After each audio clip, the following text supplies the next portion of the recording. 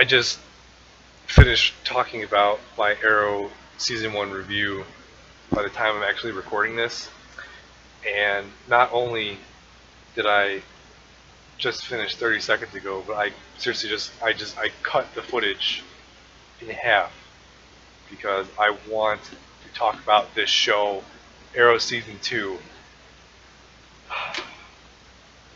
Alright, let's start with the plot. There's so much to talk about. Arrow Season 2, the big plot, there's not really a big plot until you kind of start having, you have to assume at some point what you're going to guess what the big plot is, as far as what Oliver's going to have to go up against. But uh, at the beginning, the big plot is because of Tommy's death at the very end of the finale of Season 1. Oliver goes back in between Season 1 and 2. It moves in real time, so he's been away for months now. He went back to Lian-Yu, the island he was shipwrecked on, and he basically just ran away from civilization because he didn't know how to handle all the shit that went down because of his return back home. And so the team gets him back. John and Felicity go get him back, and he doesn't want to go back to being a vigilante because of all the problems that have come up from his wake as being the Hood in Season 1. And then when he finds out that there's people who are trying to be bad versions of the vigilantes, he once again dons the Hood, and then instead of being called the Hood, he calls himself the Arrow, as kind of like this symbol of changing or new beginnings or whatever. And basically, all that means is the difference between the Hood and the Arrow is the Arrow doesn't kill, and so now basically he's making his way towards being the Green Arrow from the comic books, minus the comedy so much. Yeah, the big plot. It's not even a plot really until this even the second half of the second half. So pretty much the last quarter of the season. The big moral dilemma or the big drive of the show of Season 2 is that Oliver is just trying not to kill, and it's not like an effort. It's not like he has to just fight every nerve to kill everything. It's just he finds it a lot more difficult because killing he felt whoever he killed needed to be killed, and now it's not so much a dilemma as it is. It's just honoring Tommy's memory because he finds it a struggle to keep doing what he does, knowing that his friend died, thinking that he was a killer.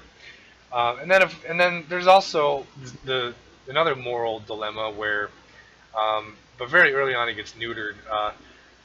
Laurel, because she finds out that the Hood or the Arrow, Oliver, was there at Tommy's death, when was there when the moment Tommy died. Um, she's actually actively pursuing, uh, justice against the Hood, the Arrow, and so that's kind of a moral dilemma because obviously we know how Oliver feels pretty much about Laurel. It's this whole complicated relationship thing where they can't be together even though I want to be together. The cliche love storyline, nothing wrong with it, but it's just cliche. It's been done a billion times before. But yeah, that's pretty much it as far as the big plot goes. So once again, talking about characters, once again, Stephen Amell, continuously great performance. There's absolutely nothing wrong with Stephen Amell as the Arrow. Nothing wrong, all good. I'd be redundant if I were to just say the things I said in the last video because it's true. The only difference is now he doesn't kill. That's the only difference. And even so, Stephen Amell kills it. Laurel Lance has a bit of a different arc this season. Definitely, she has a major change in character because she finds out that Sarah is still alive. Sarah, I didn't mention it in the last video, but Sarah, because there's just so much going on, Sarah is, when Oliver was shipwrecked, he snuck Laurel's little sister on, and basically cheated on Laurel with her little sister, Sarah Lance.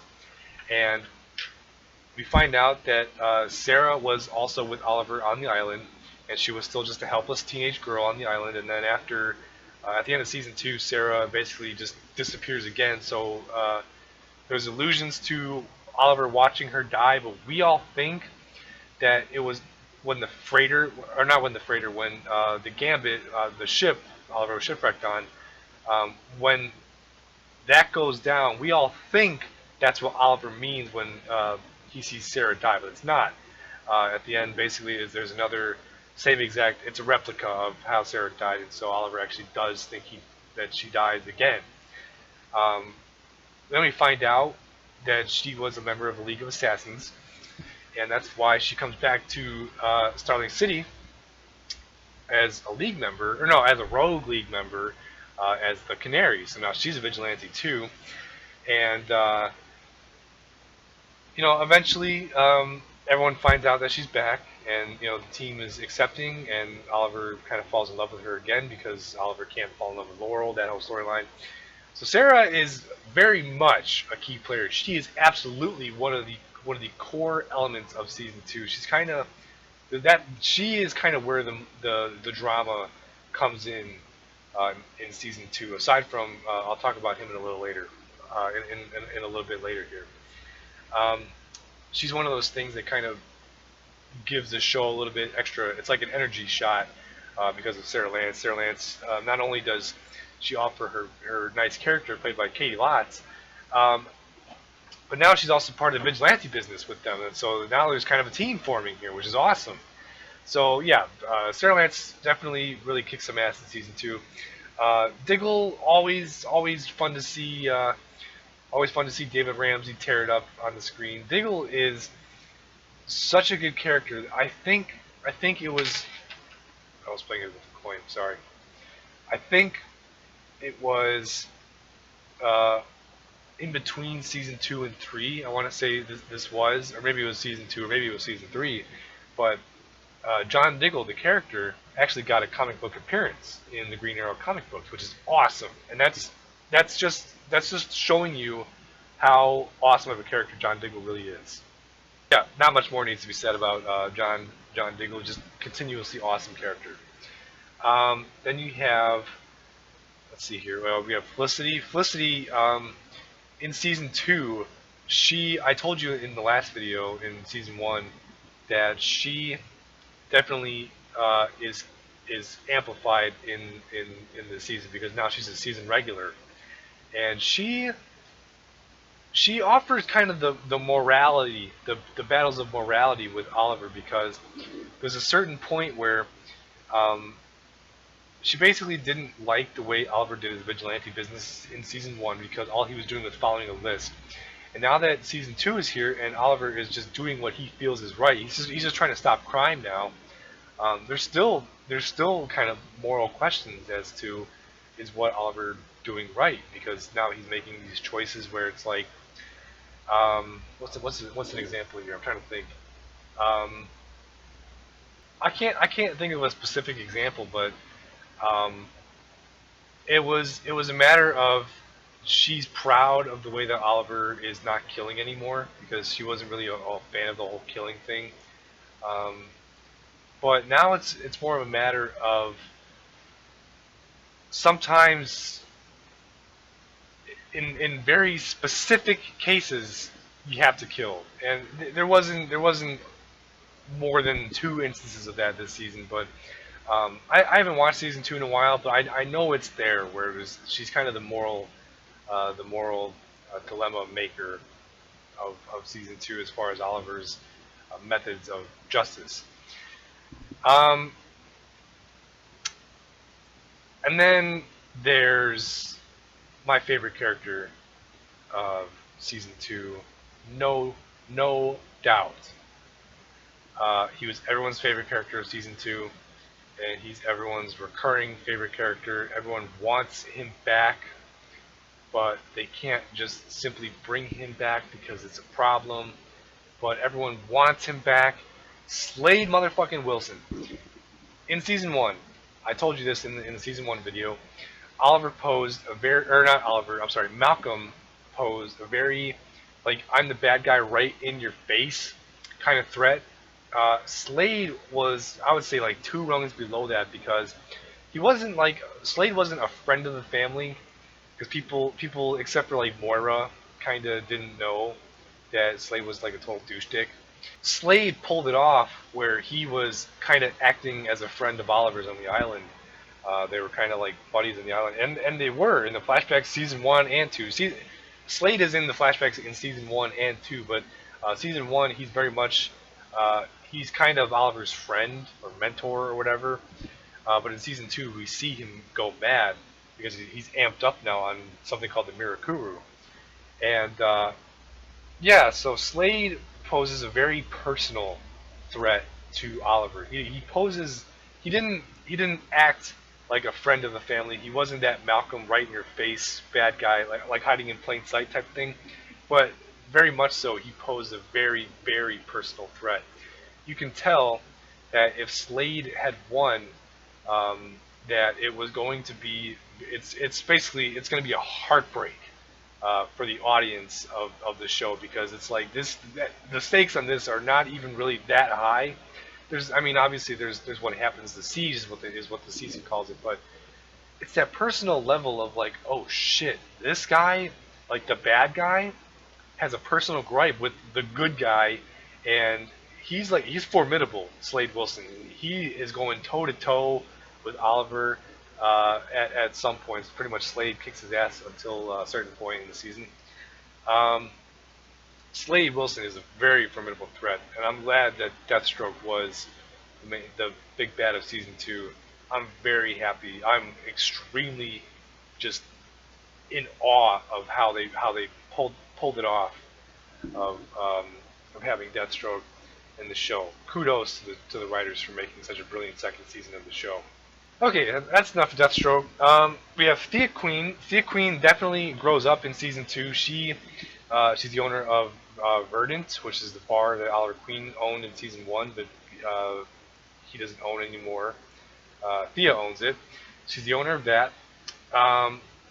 Moira, for season 2, a lot of the time she's in prison because she actually confessed to the Undertaking in season 1. She confessed to being an associate or affiliated with the Undertaking with Malcolm Merlyn, and so a lot of the time she's in season 2, and it kind of makes it really draws the family together. Oliver and Thea, and along with Moira, until, like I said, Slade Wilson tears that apart, because Slade Wilson actually acting as a friend of the family, quote unquote. He tells Thea a secret of Oliver's, but it wasn't that he was the Arrow or the Vigilante. It was that Malcolm Merlyn is actually Thea's real father. And that's what I was kind of nodding at in my season 1 video about Robert being the real father. Malcolm is the real father. Robert technically is the stepfather of Thea, and Walter Steele is technically the second stepfather of Thea. So Malcolm is the father of Thea. That's spelled by Slade Wilson, and that definitely drives it drives the family apart once again. There's a part, and actually, I should say this. It's coming to memory now. The family just isn't always together, and then this one part separates Thea from Oliver and Moira. There's also it's kind of like a back and forth where Oliver pulls away and Thea and Moira are close, and then Thea pulls away, and now Oliver and Moira need to stick together in order to get Thea back. That's what it's like, because we find out that Moira knew the whole time, and she didn't want Oliver to tell Thea, and that kind of drives her apart because Moira is involved in so many different lies, and Oliver just got tired of it. And so that's someone's always pulling away, and then eventually, up until a certain point in the season, the family is finally united. And this is what kills me. Moira Queen dies in season 2. She, son of a bitch. This was such an emotional scene in season 2. It was such a heartbreaking scene. At the same time, it was beautiful. It was a beautiful scene. Oh, God. I'm beating a dead horse when I say this, but Slade Wilson is the one who kills Moira. And he's also the one who is just such a personal yet prevalent threat to Oliver as well as the entire city somehow. Just unbelievable. And Moira dies, and this kills Oliver. This actually makes Oliver lose hope of being able to beat Slade because he's encountered Slade several times and he's come up fruitless, and he doesn't know how to beat Slade because he's drugged up on the Mirakuru. Um, so he loses hope. Let's see here. Now in season one, I did mention there was Roy Harper was introduced in season one when he was introduced as kind of like a petty thief of sorts. He's introduced as a criminal, but in season two, he acts as the love interest for Thea Queen, and basically it's split in half between that love interest part of him and his desire to do good because in season one, the Hood saved him from being killed. That's part of like I don't remember his name. I think it was the Savior in season one. I want to say it was like season one, episode 18, something like that. Um, yeah, the Hood saves him, and he feels like he owes something to the city because he wasn't going to get a second chance up until the Hood saves him. And so now he's kind of like a scout or a lookout for the Hood, and he wants to be more than that. And so basically, there's that part of his arc in season two. And then at the mid-season finale, episode 9, he's drugged on Mirakuru, and it has dangerous side effects.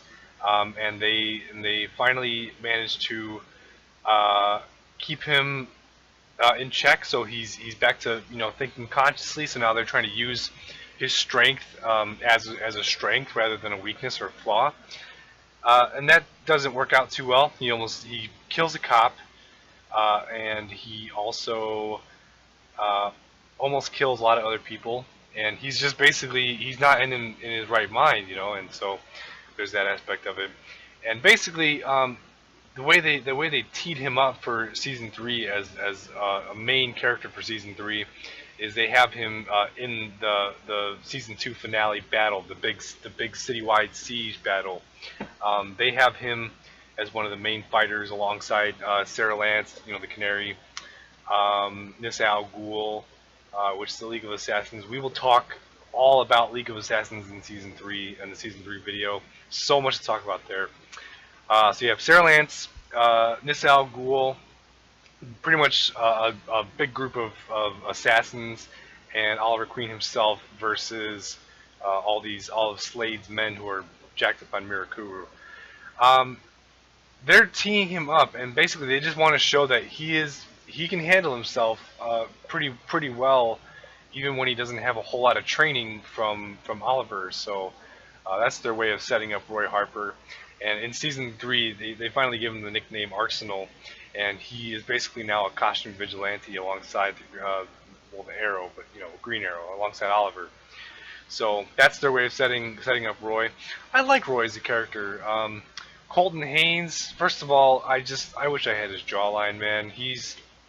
Girls love his jawline. That's fuck. I wish I had that. Anyway, yeah.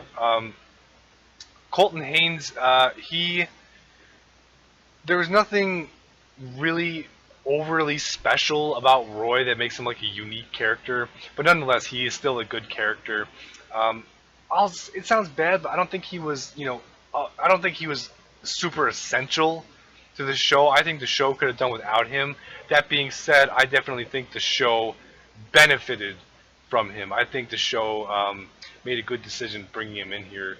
They didn't have to bring him in, but because they did, the show definitely worked a little bit better because of some of the stuff that Roy Harper had to add to the story and all that stuff. So, that being said, that's only season 2 Roy. Season 3 Roy is he's awesome, and we'll talk about him when the time for season 3 comes around. There's also, along with the moral kind of not killing code that Oliver is now developing, the second half, like I said, it's like the last quarter of the plot. We kind of figure out that they tease it in the middle, the beginning to the middle of the season, that there was someone else like Slade, someone really powerful and really drugged, on Mirakuru, and that's actually the plan, which is something called the Siege. And basically, Slade Wilson, it's kind of cheesy the way they word it on the show, and at the same time it kind of makes sense. But that's pretty much my only negative with it is that Slade Wilson, the only reason why there's a citywide threat is because his plan, his promise to Oliver in the flashbacks, and now 5 years later in the present day, he's trying to live up to his promise. And Slade Wilson's promise to Oliver Queen is that he was going to make him suffer and take away everything that Oliver loves. Any loved ones, which obviously is going to be Moira, and or Thea, or Laurel, or Felicity, or whatever the case is. He's going to just basically tear Oliver apart, and part of that is inclusive of the city. And that's the only reason why there's a citywide battle. They needed something epic for the finale, otherwise it was just going to be another drama show of two guys fighting. That's my only complaint with the season. Along with Sebastian Blood, kind of had a weird arc in this. Sebastian Blood is he's one of the mayoral candidates, people running for mayor in Starling City, and yeah, it's just he had a weird arc. He was a good character, and he wasn't a formidable like foe for Oliver to fight against, but he had like a similar Malcolm Merlyn style, in your face, hiding in plain sight kind of style. But you can kind of always tell that Sebastian was just kind of you weren't supposed to like the guy. Even with Malcolm Merlyn, like we all kind of liked Malcolm Merlyn. I know that sounds weird and crazy, but we had like this style that no one really liked Sebastian Blood. Not so much as a character, but as a person. We didn't like what he stood for and all these other things. And so yeah, basically the plot was there was this Deathstroke is just trying to take away the city from Oliver, trying to rip everything from him that he loves. That's my only complaint with the season, along with the Sebastian Blood thing. And then there's a character from the comic books. The show never really describes it as nothing more than like a partnership. But I forget her name in the show. Isabel Rochev. She is Ravager from the comics, and basically Ravager in the comics is actually Deathstroke's daughter. And the show never directly addresses if she's Slade Wilson's daughter. Though they make like one or two Easter eggs for it, but they never really say it. I didn't like her. She, nah, no. The actress did okay. She did okay. She did what she was supposed to do, but in my opinion, the character was just a little bit too like, it was like almost overperformed. In a way, it was almost cliche, kind of like bad guy, bad girl type thing. I didn't really like Ravager. She was on the Mirakuru, and she posed a formidable like business rivalry for Oliver, as well as like a romantic kind of deal that Felicity didn't like her, and all this other stuff. I didn't really like Ravager. Sebastian Blood was okay. He wasn't like that really compelling or interesting to me as a character, and that there really should have been no logical reason for a citywide attack. But I mean, it's the show. It was amazing nonetheless. Season 2 ended on a positive note, where it's what got this started, and that's this thing called Helicity. It's what got people starting to see Oliver and Felicity as a potential pairing. And I liked Helicity back in season 2, and a lot through season 3. Helicity was a really good thing. We'll get to season 4 as to why I didn't like this whole coupling thing in season 4. I'll explain then. But back in season 2 and definitely in season 3, this whole romanticism between the two of them, it makes a lot of sense, and I had no problem with it.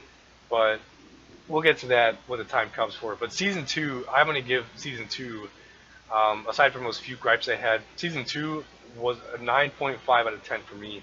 I would say I'm being very nitpicky with some of the things. I would definitely give it a 10 out of 10. You know, it had its flaws, but just I don't want to go into like 9.8 and all that stuff. So we'll call season two a 9.5 out of 10.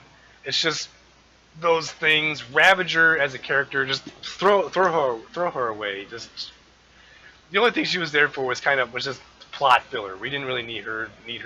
All she was is just another uh, super powered baddie, as well as like a business rival for Oliver.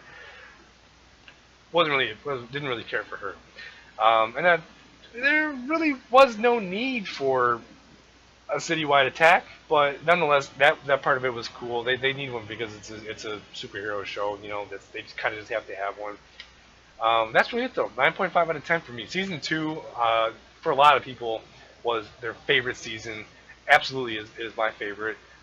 Season one is just one rung below season two, but that's because that's the point. Is that they're supposed to get better every single season. That's the point of it. So rightfully so, season two definitely hits the high mark for Arrow for me. We're going to talk about Arrow season three next. So we're going to talk some things here about Ra's al Ghul.